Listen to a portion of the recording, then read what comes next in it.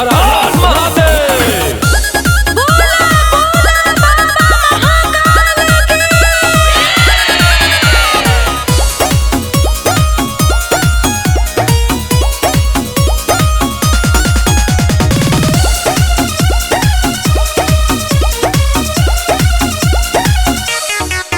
जब से सावन चढ़ा है जानो दिखते नहीं, कोई कॉल नहीं मैसेज भी लिखते नहीं।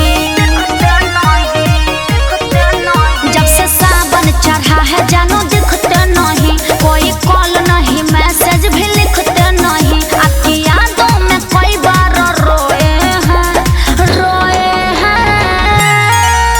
बाबू भक्ति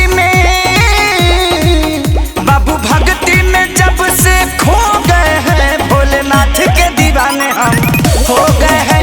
बाबू भक्ति में जब से खो गए हैं, भोलेनाथ के दीवाने हम हो गए हैं।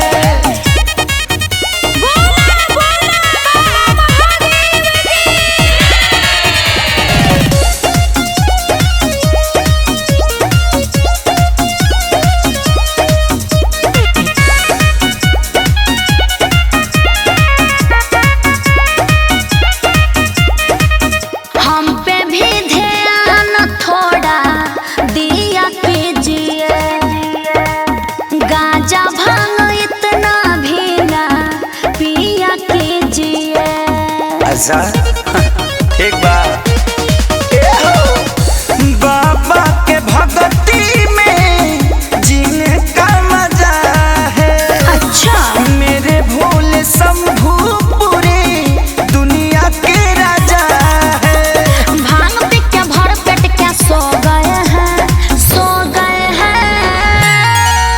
बाबू भक्ति में। अरे बोलो भी। बाबू भक्ति में जब से खो गए हैं, भोलेनाथ के दीवाने हम क्या हो गए हैं। बाबू भक्ति में जब से खो गए हैं, भोलेनाथ के दीवाने हम हो गए हैं।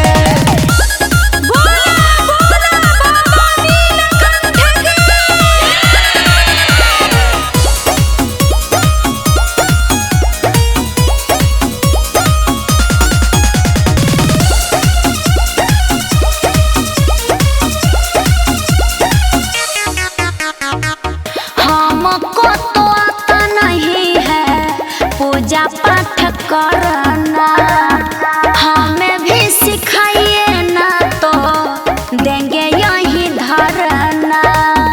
एक बार बोल दी सो बोल दी। अच्छा भक्ति कोई खेल नहीं है जो मैं सिखा दूं। प्लीज संतोष साहिल सोनू को ध्यान में लगा दूं। भोले नाम का खेसारी बिया बो गए हैं बाबू